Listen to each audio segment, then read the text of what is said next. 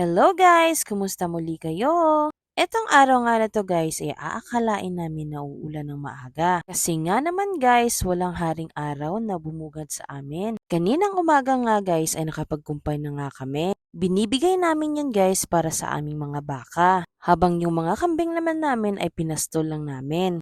Tanghali na nga rin guys nang hinugasan ko itong baboy namin. Hindi ko pa nga siya pwedeng liguin guys kasi nga bago lang kami nakapagpurga sa kanya. Kasabay nga ng pagpupurga namin sa kanya guys ay ang pagbibigay din ng vitamins. Etong baboy na to kasi guys ay aming lilitsunin. Katapos ko nga siyang linisan guys ay bibigyan ko na siya ng pagkain. Tiyak kasi akong iiyak ito siya guys kapag walang pagkain. Sa ngayon guys ay isa lang itong alagang baboy namin.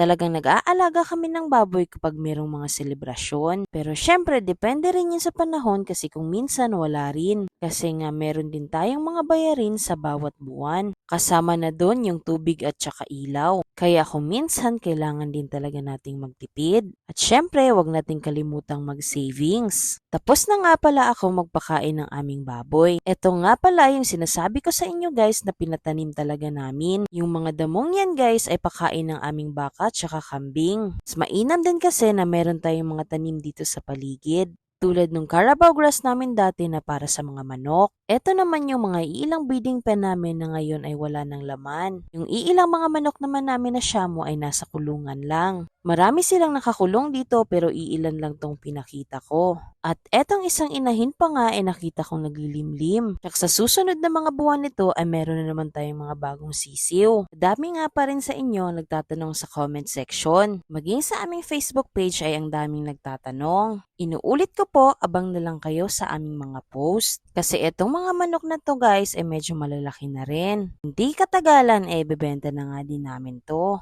Kaya pagpasensyahan niyo na kung hindi pa ako makapag-reply sa ngayon. At dahil mukhang uulan nga, kailangan ko nang ayusin yung aking mga kambing. Nasabi ko nga kanina na ito ay pinastol lang namin. Nagdali-dali na nga ako na magsuot ng aking pantalon. Siyempre, nagmedyas na rin tayo para hindi pawisin yung ating paa. Talagang nagbobota kasi kami kapag pumupunta kami sa kambingan. Para makaiwas na rin tayo sa mga ahas na pwedeng kumugat sa ating paa. Nagdali-dali na nga ako na pumunta doon guys. Talaga namang napakakapal na ng ulap. Mukhang uulan na nga din talaga. Pero napag-isipan ko na lang na magpakain na nga muna ng mga manok. Baka kasi mamaya kapag umulan na ay hindi ko na sila mapakain. Iniisip ko na lang na sana hindi pa talaga umulan. Pero kung uulan man, tsak tatakbo tayo doon. Eto na nga yung mga ibang alaga natin, talagang nakaabang na sila. Kapag nagbibitbit na kasi ako ng balding maliit, alam nila na pagkain na iyon. Sabik din talaga sila sa pagkain kasi alam din nila kung ano na nga yung sitwasyon. Napakakapal na nga kasi ng ulap sa langit. Tinapos ko na nga silang pakainin at dali-dali na nga akong pumunta doon. Siyempre, huwag nating kalimutan, magdala rin tayo ng payong. Kasi kapag tayo yung nagkasakit, tsak walang mag-aalaga sa kanila.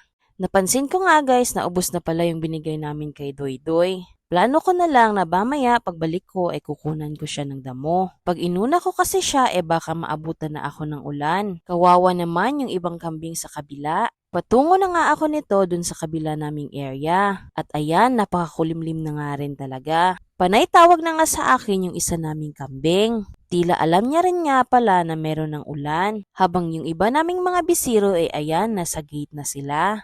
Ang ibang mga nakawala kasi matik na yan napupunta sa loob kapag umuulan. Eto nga pala guys yung aming kambing na si Daxi. Siya nga pala yung nag-iisang toro namin dito sa aming yard. Habang itong iila naman ay yung mga native namin na kambing. Kapag kinukuha ko na yung pasok nila guys ay tatakbo na talaga sila. Umaambon na rin kasi nung kinuha ko sila. Todo hatak tayo sa kanilang tali at nang makawala na. Akala ko nga din pala guys nalalakas talaga yung ulan. Hay nako, sa isang grupo nga naman talaga ay meron talagang mga pasaway. Kahit umaambon na ayun, todo pasaway pa rin. Ito nga isang inahin guys dito namin nilagay. Kasi nga hindi niya kaya talaga yung sobrang init ng araw. Yung area nga pala namin dito guys ay merong sapa. Pinabakuran ko na rin nga pala ito para sure tayo sa mga hayop natin. Habang ito naman yung kanilang bahay dito. Pinalagyan ko na rin pala to ng hagdanan tsaka ng pakainan nila. Para hindi tayo mahirapan kapag umuulan. Tuwing umuulan kasi kinukuha na lang namin sila ng kumpay. Hindi naman kasi sa lahat ng panahon tag-araw. Lalong-lalo na ngayon na tapos na nga yung El Nino. Pero kahit ganun pa man, masaya pa rin kami. Kasi nga mas mabilis tumubo ang mga damo kapag tag-ulan. Hindi kami mahihirapan sa pagkuha ng mga damo na para sa mga baka namin. Ito nga pala yung asin guys na bloke na dinidilaan ng aming mga kambing. Mainam daw ito para sa kanila at nang maging magana silang kumain. Pang-dalawang bloke na nila yan kasi nakaubos na sila ng isa. At sa tingin ko naman okay yung naging resulta. Ito naman pala yung pinapalagian namin ng aming mga baka. Dalawa sa aming mga baka ay dito namin pinapalagi tuwing gabi. Maganda din daw kasi sa mga baka na napapasilungan sila. Lalo na kung umulan ng maghapon. Pagkatapos ko nga dito guys ay pupunta ako sa mga baka namin. Kaya maging baka at kambing talagang pinapasilungan namin. Kapag tag-ulan nga talagang gamit na gamit namin yung pakainan ng mga kambing namin. Isasara ko na nga yung aming gate kasi meron kaming 3 alaga dito na nakawala. Hindi kasi namin sila pinapasama sa loob ng kanilang kulungan. Kaya nandyan lang sila sa gilid at dyan din sila natutulog. Umaambon na nga talaga at kaya nagpayong na rin ako. Pupuntahan ko yung 2 baka namin at ililipat ko. Nakapagpakain na kasi ako ng mga manok kaya pwede na muna akong dumito. Nag-shortcut na nga lang ako dito at nang mapabilis tayo. Yung area nga pala na pinaglalagyan namin sa kanila ay iba-iba rin yung owner. Plus lahat kasi ng kalapit namin dito ay nabenta na rin. Pero itong malaking area na to ay isa sa talagang pinapalagian namin. Sa ngayon kasi hindi pa nila ginagamit yung area na to. At hindi lang din kami ang gumagamit dito. Marami din kasi na tulad namin na nagbabaka ang naglalagay dito. Yan na nga guys yung 2 baka namin. Marahil ay busog yung 2 to kasi nakahiga lang. Pero syempre nilipat ko pa rin at nang makakain. Itong ginagawa nga pala namin guys ay nakasanayan na rin. Nung una talagang mahirap, pero kinalauna naman ine-enjoy na lang namin. Ayan na nga guys, yung hindi natin maintindihan sa panahon.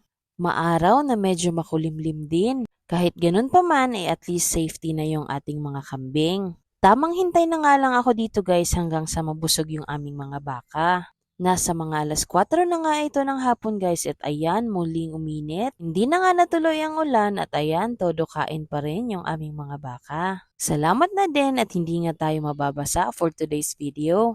Pagkatapos nga nito guys, ipinapainom din namin sila ng tubig. Daily routine na nga namin ito ng aking partner guys. Habang may pangarap, walang sukuan din talaga. Ika nga nila, kakayanin hanggat kaya. Maraming salamat nga pala sa lahat ng nanonood ng aming video. Huwag niyo nga kalimutan mag-subscribe at mag-like sa aming Facebook page. Hanggang sa muli nating video. Maraming salamat guys. Ayan, nadali patuloy yung ating paa. Talagang tinapakan ng isa naming baka. Ayun, hanggang sa muli. See ya!